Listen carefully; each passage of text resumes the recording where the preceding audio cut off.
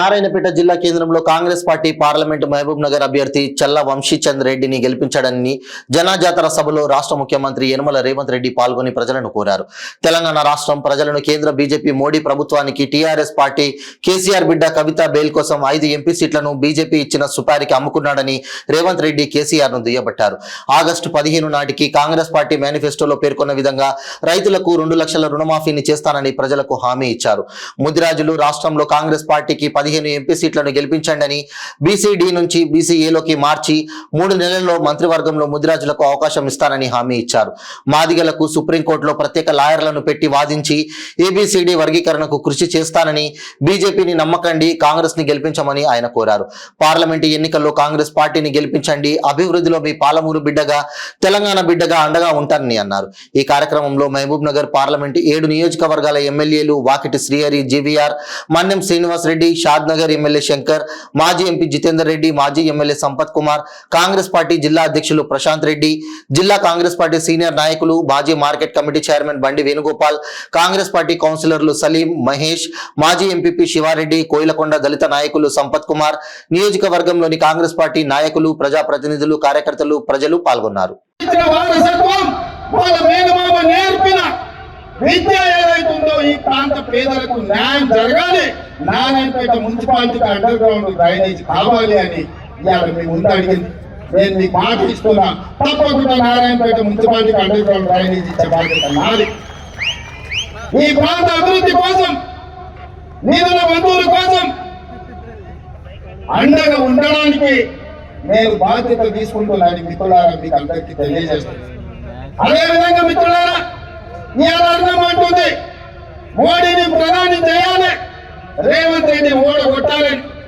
నేను అడుగుతున్నా, 10 ఏళ్ల నుంచి నరేంద్ర మోడీ ప్రధానమంత్రి ఉన్నాడు కదా, ఏ రోజైనా పాలమూరు రంగారెడ్డి ఎత్తిపోతల కోసం 10 పైసలు తెచ్చినవా? జాతీయ హోదా తీసుకొచ్చినవా? మా మాదిగ బిడ్డల ఏబీసీడీ వర్గీకరణ కోసం ఏ రోజైనా ప్రధానమంత్రిని కలిసినవా? మా ముదిరాజు బిడ్డలు బి గ్రూప్ నుంచి ఏ గ్రూప్ మార్పించడానికి మీ నాయకుడు నరేంద్ర మోడీ దగ్గరికి ఎప్పుడైనా మా వాళ్ళని తీసుకెళ్ళినామని నేను అడుగుతున్నా. ఇవాళ మహబూబ్ నగర్ రైతు రోడ్డు ఎందుకు పడవ పడ్డది? దాని కాంట్రాక్టర్లు ఎవరు? ఆ నిధులకు దోపిడీకి పాల్పడ్డది ఎవరు అని నేను అడుగుతున్నా. ఎప్పుడైనా కృష్ణా వికారాబాద్ రైల్వే లైన్ గురించి నరేంద్ర మోడీని కలిసినవా?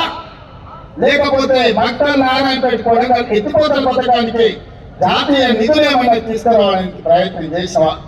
10 ఏళ్ళు నరేంద్ర మోడీ ఉండి పాలమూరుని ఎండబెట్టి ఈ ప్రాంత రైతులు, ఈ ప్రాంత పేదలు లక్షలాలుగా వలసపోతుంటే ఒక్కరోజు పట్టించుకోలేదు. అయినా బీజేపీకి ఓటు అడుగుతున్నాం. ఇవాళ రేవంత్ రెడ్డిని ఓడగొట్టమంటున్నాం.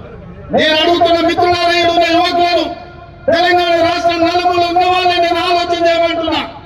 100 రోజుల్లో మీకందరికీ, ముఖ్యంగా ఆడబిడ్డలకు ఆర్టీసీలో ఉచిత బస్సు ప్రయాణం ఇచ్చినాం. ఇవాళ 35 కోట్ల మంది ఆడబిడ్డలు బస్సులో ఉచితంగా ప్రయాణం చేసిండ్రు. ఇవాళ ఏం జరుగుతుందో ఒకసారి ఆలోచన చేయండి. గద్వాల బంగ్లా కుమ్ముక్కు రాజకీయాలు, ఆనాడు బీజేపీలు బీఆర్ఎస్ కోటేశారు కాంగ్రెస్ పార్టీని సైతం ఓడించడానికి. ఇవాళ మహబూబ్నగర్ జిల్లాలో బీఆర్ఎస్ వాళ్ళు బీజేపీని గెలిపించడానికి కుమ్ముక్కు రాజకీయాలు చేస్తున్నారు. సోదరులారా, ఒక్కసారి ఆలోచన చేయండి. ఇవాళ సిట్టింగ్ ఎంపీ మొన్నటి వరకు 7 పేరు వాళ్ళ చేతున్న ఎమ్మెల్యేలు ఉన్నాయి. ఒక్కడు కూడా ఊర్లకు వస్తలేవు, ఒక్కడు కూడా కారుకు ఓటు అడుగుతలేవు. అయితే పార్టీ చచ్చిందా లేకపోతే మీరు వదిలేసిందా అని నేను అడుగుతాను. మోడీకి తాకట్టు పెట్టింది. నాకు తెలుసు కేసీఆర్ బిడ్డ బెయిల్ కోసం, ఇవాళ కాంగ్రెస్ ను ఓడించడం కోసం నరేంద్ర మోడీతో చీకటి ఒప్పందంలో భాగంగా మహబూబ్ నగర్, చేవెళ్ళ, మల్కాజ్గిరి, భువనగిరి, జైరాబాద్ 5 పార్లమెంట్లలో చంద్రశేఖర్ రావు నరేంద్ర మోడీని గెలిపించడానికి సుపారీ తీసుకొని టీఆర్ఎస్ కార్యకర్తలు ఇవాళ బొందబెట్టి వాళ్ళ ఆత్మ గౌరవాన్ని మోడీ కాళ్ళ దగ్గర తాకట్టు పెట్టిండు. టీఆర్ఎస్ నాయకులారా, మీరు ఆలోచన చేయండి. లక్షలాది మంది కార్యకర్తలు ఇతర పార్టీలు జైలు పోయినప్పుడు కేసీఆర్ బిడ్డలు లేదు. నాలాంటి బిడ్డ లగ్గ ఉంటే కూడా వదలకుండా జైల్లో పెట్టినప్పుడు ఆయనకు బాధ తెలియలేదు. కానీ బిడ్డ జైలు పోగానే మోడీ దగ్గర తెలంగాణను తాకట్టు పెట్టిండు.